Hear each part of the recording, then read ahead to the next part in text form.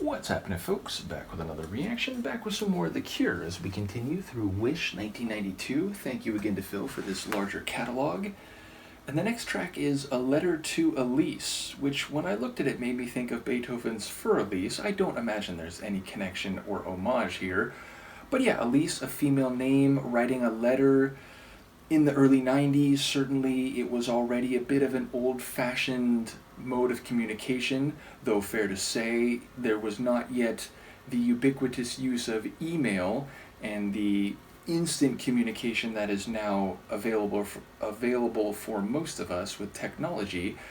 But yes, even then, a phone call or some other means of interaction would be perhaps more common. But when one is composing maybe something emotional or something very significant in terms of the message you're trying to impart, a letter could perhaps be a more appropriate form of communication than a phone call. When you're speaking extemporaneously and you might forget things, a letter allows you to build up your thoughts more.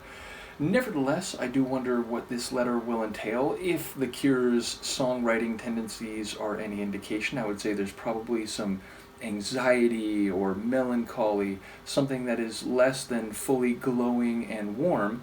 Nevertheless, I will try to catch what I can. Let's hear it. This is The Cure. The song is A Letter to Elise, and it's from their 1992 album, Wish.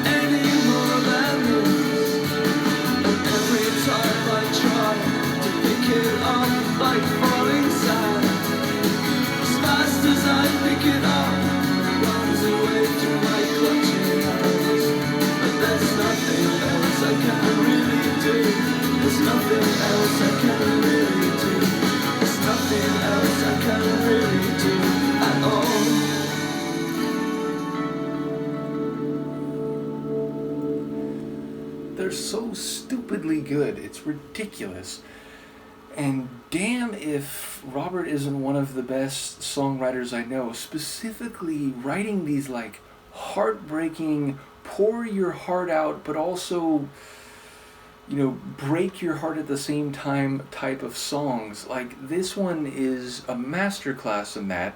And sonically, it's like, if ever there was a like Cure DNA type of sound, and again, knowing full well and having experience that they do have some different lanes and flavors of their songs musically, but again, if you were to think of a track that's like, oh, you know, what does the Cure sound like? They sound like this. This would be as good as any. Like, it's just perfect. It's, you know, the cycling guitars and bass, the melodic melancholy, Robert's vocals, which again, like, his vocals, they match. And again, he's done some different vocal stylings over the course of songs I've heard from them, but when he sings in this kind of pained, like, I'm heartbroken but I'm just putting it all out there manner, like, they fit the lines, which again are very much articulating those types of feelings and themes so perfectly, and he's just right in that lane here. But yeah, this track just screams The Cure in the best possible way, and it's another sad one. This album feels especially saturated by the sad melancholy of a lot of The Cure songs. And yeah, so it sounds like he's saying, like, you know, this isn't what we wanted, this isn't like the promises I made, and, you know, I'm sorry to have to tell you this, but I can't hold on anymore. I can't watch us act out in the way that we keep doing. And eventually I had to let go, and I had to make those promises make believe, because, you know, this is not what was intended. But at this point, whether for self-preservation or just because it's for the best, he's pulling back, he's letting go, and I love the idea that, like, we can't pretend anymore that all we need is this. Like, you know, we either needed more than this or nothing, because I can't carry this on.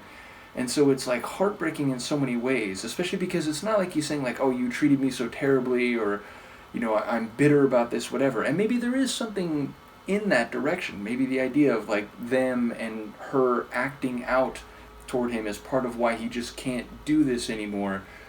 But it's like he's saying, you know, I never thought this, I didn't intend this, but here's where we are, and I'm doing this, and I apologize that it means I'm not going to live up to some of the things I said. So, just a masterclass in writing, and just a brilliant tune. I will keep speaking in superlatives with The Cure's catalog, and I'm so happy to now know it and have it. And again, thank you to Phil in more detail, even if I have come to learn that their sounds and their songs were more a part of my youth than actually I realized. But absolutely brilliant. Let me know what you think, and I will see you next time. Peace.